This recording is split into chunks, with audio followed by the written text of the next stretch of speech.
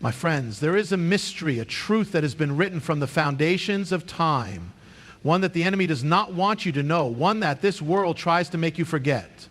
It is the truth that no matter where you are, no matter what you have done, no matter how lost you feel, God never leaves you. From the moment you took your first breath, He was there. When you cried your first cry, He heard you. And even now, in the struggles, in the storms, in the moments when you feel abandoned, He is closer than the very air you breathe. From the moment you took your first breath, before you even knew what life was, God was there. You did not call out to Him first, He called you into being. You did not find Him, He found you. His presence has never been something you had to earn, nor is it something that can be lost in a single moment of weakness. It is eternal, unshaken, and unwavering. Yet, how often do we doubt this truth? How often do we feel as if we are walking alone, abandoned in the wilderness, unseen and unheard? The greatest lie the enemy has ever whispered into the hearts of mankind is that God is far away, that He has turned His face, that He is silent. But the truth remains. He never left. Think about the story of Israel. When they walked through the wilderness, they were not alone. By day, He was the pillar of cloud guiding their steps. By night, He was the fire illuminating their path. When they were hungry, He rained down bread from heaven. When they were thirsty, He made water flow from a rock. And even when they doubted, even when they complained, even when they turned away, He remained. The presence of God was not dependent on their faithfulness, but on His.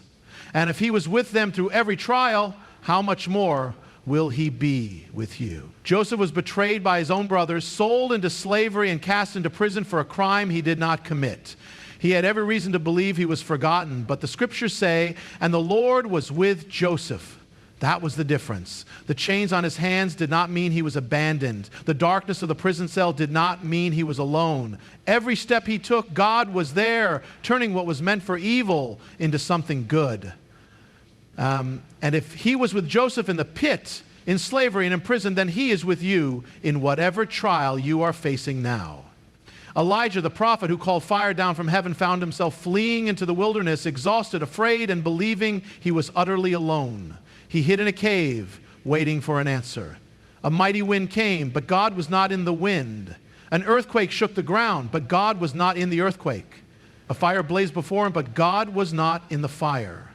And then came a still, small voice. It was in the silence that God spoke, reminding Elijah that He had never left. Sometimes we expect God to reveal Himself in grand displays, but He is just as present in the quiet moments, in the stillness, in the spaces where we least expect Him. And then there is the greatest mystery of all, the moment when Jesus Himself cried out, "My God, why have you forsaken me?" For the first time in eternity, He experienced what it was to be separated from the Father, carrying upon Himself the weight of all sin. And yet, even in that moment, the plan of God was unfolding. The veil in the temple was torn, the power of sin was broken. And 3 days later, the grave was empty. Even in what seemed like the darkest hour, God was at work.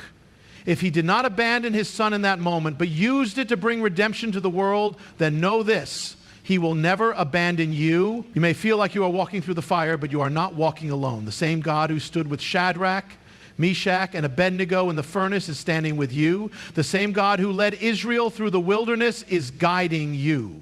The same God who turned Joseph's suffering into a blessing is working in your life. You are not alone. You have never been alone. And no matter what happens, you never will be. You are not alone. The Word of God is filled with promises, not vague hopes or uncertain wishes, but declarations from the one who cannot lie. His promises are not like the words of man, which fade like the morning mist. They are eternal, spoken by the one who was, who is, and who is to come. When He says, "I will never leave you nor forsake you," it is not a suggestion and not a temporary assurance, but an unbreakable covenant. From Genesis to Revelation, God has been revealing this truth. He remains with His people through every trial, through every storm, through every season of life. Moses stood before Israel, knowing he would not cross into the promised land with them. He had led them for 40 years, through deserts and battles, through times of faith and times of rebellion. But as they prepared to enter what had been promised, Moses spoke words that were not his own, but God's. "Be strong and courageous. Do not be afraid or terrified because of them, for the Lord your God goes with you. He will never leave you nor forsake you. This was not just for them. It was for all who would trust in him. The assurance that God walks with his people was not just for a single moment in history, but for all who call upon his name. Joshua, who stood in Moses' place, was given the same promise. As he looked upon the land before him, knowing the battles he would face, God said, have I not commanded you? Be strong and courageous. Do not be afraid. Do not be discouraged. For the Lord your God will be with you wherever you go. Wherever you go, whether into the unknown, whether into battle, whether into difficulty or triumph, his presence does not waver. It is not dependent on the situation, but on who he is. David understood this in the depths of his soul. The shepherd boy who became a king, the warrior who fled from his enemies, the man who fell into sin yet found grace, wrote the words that have echoed through time. Even though I walk through the valley of the shadow of death, I will fear no evil, for you are with me. The valley of the shadow of death is the place of uncertainty, of darkness, of fear. And yet, even there, God is present. His presence does not mean we will not walk through valleys, but that we will never walk through them alone. And what of the disciples in the storm? They had seen the miracles, heard his voice, walked beside him, and yet, when the waves crashed and the winds roared, fear overtook them. They thought he had forgotten them, thought he was unaware, but then, in the midst of the storm, he came, walking on the very waters that threatened to consume them. And with a single word, the storm ceased. The presence of God does not mean the storm will never rise. It means that when it does, he is in it with you. And when the time came for Jesus to ascend, he did not leave his disciples without hope. He gave them a final promise, one that would sustain them through persecution, trials, and the spread of the gospel to the ends of the earth. And surely I am with you always, to the very end of the age. Not sometimes, not when things are easy, not when everything is going well, always. The presence of God is not a fleeting feeling, not a momentary assurance, but a truth that stands beyond time. His word is filled with this promise, spoken over generations, reaffirmed through the lives of those who trusted in him. He does not lead, he does not forsake. And when all else fades, his presence remains. Life is filled with trials, moments of suffering, and seasons where the weight of the world feels unbearable. It is in these times that doubt creeps in, whispering that God has forgotten, that he has turned his face away, that he is distant. But the truth is unshaken. God is present in every struggle, every hardship, every moment of sorrow. He does not stand far off, watching from a distance. He walks through the fire with his people, strengthens them in weakness, and carries them when they cannot carry themselves. Look at the story of Job, a man who lost everything, his wealth, his family, his health. His friends came, not with comfort, but with accusations, insisting that suffering must mean abandonment. Yet even in Job's pain, God was present. When Job cried out in confusion, God answered, not by explaining every reason for his suffering, but by revealing his power, his sovereignty, and his presence. Job's suffering was not a sign of God's absence, but a part of a greater plan that Job could not yet see. And in the end, God restored him, proving that he had never left. Then there is Joseph, betrayed by his brothers, sold into slavery, thrown into prison for a crime he did not commit. Year after year passed, and it must have seemed as though his prayers had gone unheard. Yet the scripture repeats a simple truth. And the Lord was with Joseph. In the pit, in the prison, in the years of waiting, God was there. His presence did not remove the trial, but it sustained Joseph through it. And in time, the very suffering that seemed like an end became the doorway to a greater purpose. Joseph rose to power in Egypt, saving countless lives, including the very brothers who betrayed him. What man meant for evil, God used for good. The same is true for the people of Israel as they stood before the Red Sea, with Pharaoh's army closing in behind them. Trapped, helpless, with no escape in sight, they cried out in fear. But God had not led them there to abandon them. He had led them there to reveal his power. With a mighty hand, he parted the waters, making a way where there was no way. What seemed like a moment of destruction became the very path to their deliverance. And what of the disciples caught in the storm? They had seen the miracles, walked with Jesus, heard his teachings. Yet when the winds roared and the waves rose, fear overtook them. They believed they would perish. But Jesus came, walking on the very waters that threatened them. And with a single word, the storm ceased. It was never a question of whether he was able to calm the storm. It was always about whether they would trust him in the midst of it. But there is no greater example than the cross itself. On that day, as the sky darkened and the earth shook, it must have seemed like God had turned away. Jesus, the very Son of God, hung in agony, abandoned by man, mocked, pierced, left to die. And in his final moments, he cried out, my God, why have you forsaken me?" To the world, it looked like defeat. But in that moment, the greatest victory was unfolding. The power of sin was being broken. The way to salvation was being made. 3 days later, the grave was empty, and the very thing that seemed like the end became the beginning of new life for all who would believe. God's presence in suffering does not always mean immediate relief, but it does mean that you never suffer alone. He is the God who stands in the fire, who walks through the valley, who calms the storm, who turns sorrow into joy. No matter how deep the pain, no matter how strong the storm, he is there. He always has been, and he always will be. Jesus on the cross is the greatest proof that God never leaves, even when everything seems lost. When he cried out, my God, why have you forsaken me?" It was not a cry of defeat, but a declaration of fulfillment.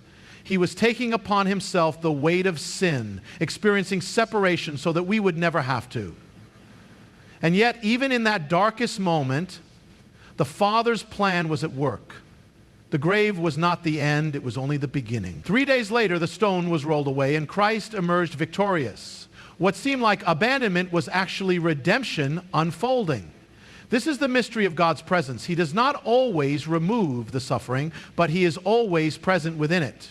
He does not always calm the storm immediately, but he walks on the waves in the middle of it. He does not always prevent the fire, but he stands within it, just as he did with Shadrach, Meshach, and Abednego. When they were thrown into the fiery furnace for refusing to bow to the idol of Babylon, the king looked into the flames and saw not 3 men, but 4.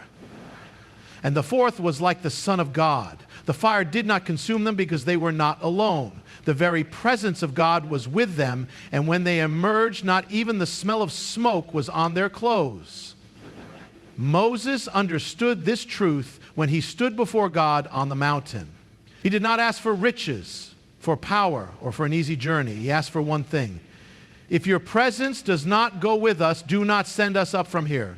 He knew that the promised land was nothing without the presence of God. Victory was meaningless if God was not the one leading. And so God answered, my presence will go with you and I will give you rest.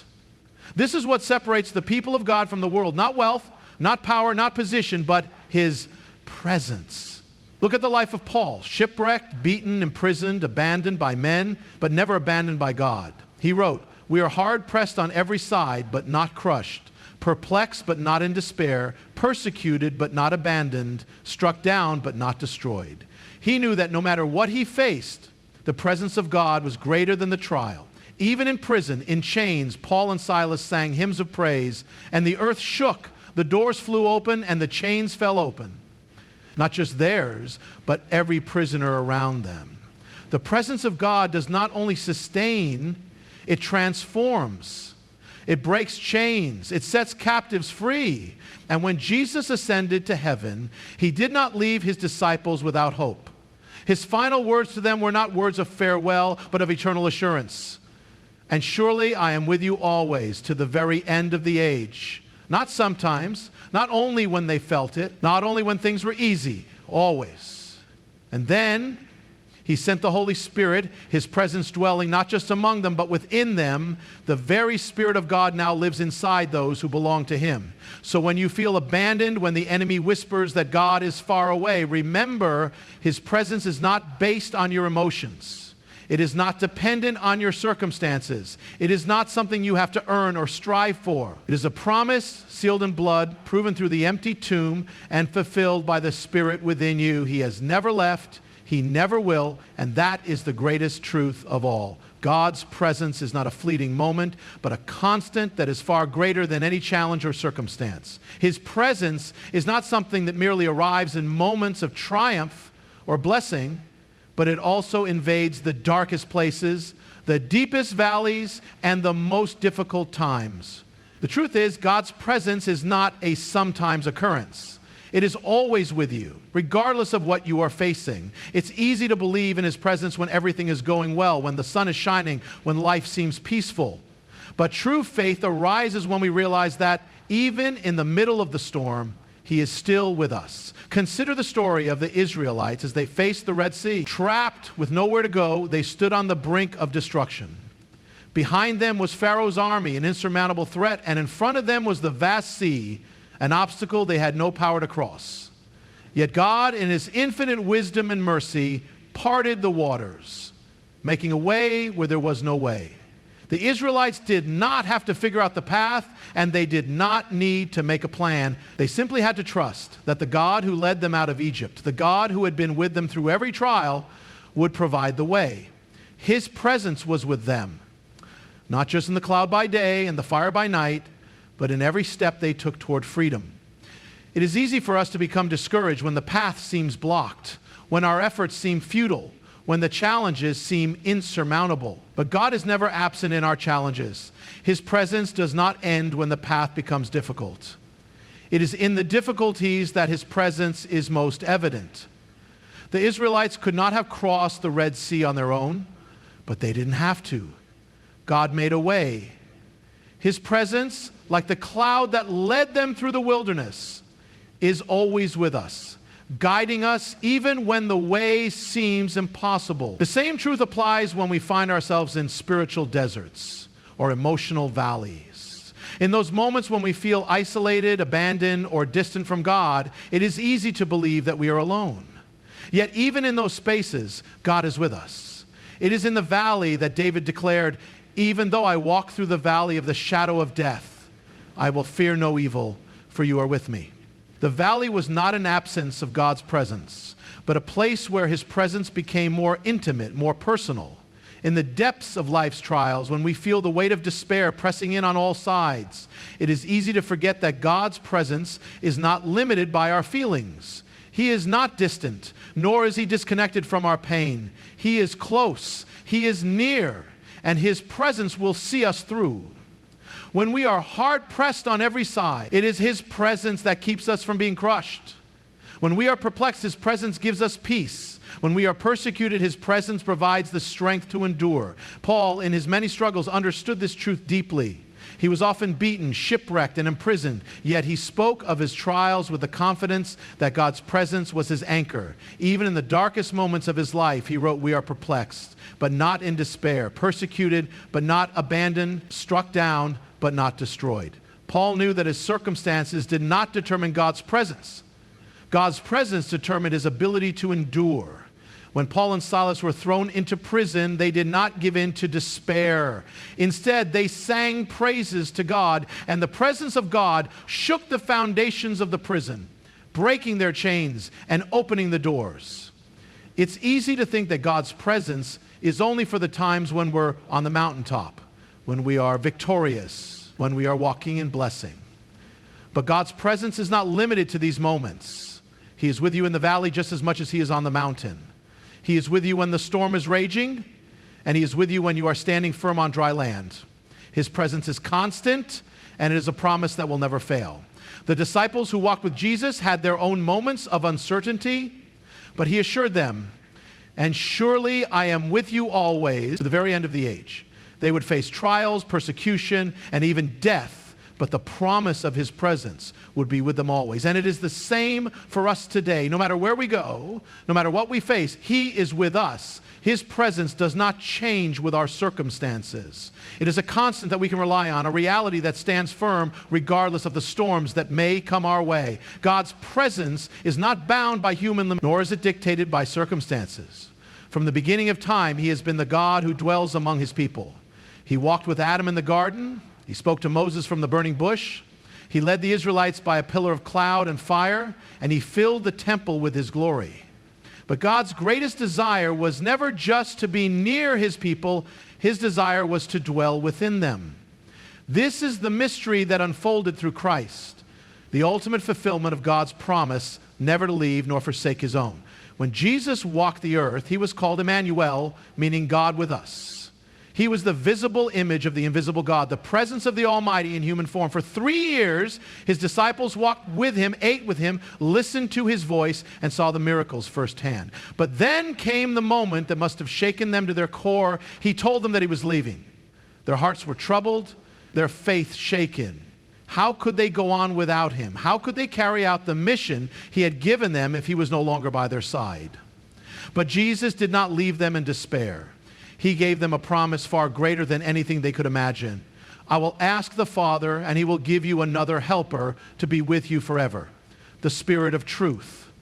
The presence of God, once limited to a physical body, would now dwell within them. No longer would he be with them for a season, he would be in them forever. The Spirit of God, the same power that raised Christ from the dead, would take up residence within their hearts. This was the fulfillment of the promise that God would never leave his people. And that same Spirit, the very presence of God, dwells in all who belong to him today. His presence is not dependent on how we feel. It does not come and go based on our emotions, our circumstances, or our own faithfulness. It is a constant and unshakable truth that defines the life of every believer. There will be times when we feel distant from God, times when we wonder if he is still near, but our feelings do not determine his presence. His promise does. He has said, "Never will I leave you, never will I forsake you." That is not a conditional statement. It is an eternal reality. Even in the moments when we fail, when we stumble, when we fall short, he does not withdraw from us. Look at Peter, bold, passionate, yet weak in his humanity. He swore he would never deny Jesus, yet in fear he did so 3 times. And yet after the resurrection, Jesus did not abandon him. Instead, he restored him, reaffirmed his calling, and filled him with the Holy Spirit. Peter, who once cowered in fear, became a pillar of the early church, standing before thousands to proclaim the gospel. The presence of God did not leave him in his failure. It empowered him to rise above it. And this is the truth for every believer. His presence is not based on our perfection, our performance, or our ability to remain strong. It is based on his character, his covenant, and his unchanging love. No matter where you go, no matter what you face, no matter how many times you fall, he is with you. There is no place too dark for his presence to reach, no valley too deep for his love to cover, no storm too great for his peace to calm. Whether you're standing on the mountaintop of victory or walking through the valley of the shadow of death, he is there. Whether you feel him or not, whether you understand his plan or not, he is there, and he always will be. This is the unshakable truth. You are never alone. The one who created you, who formed you in your mother's womb, who knows every detail of your life, he is with you. His Spirit is within you. His presence surrounds you, and nothing can separate you from his love. So take heart, stand firm, walk in faith. The God who parted the Red Sea, who shut the mouths of lions, who walked through the fire, and who conquered the grave, he is with you, and he will never leave you.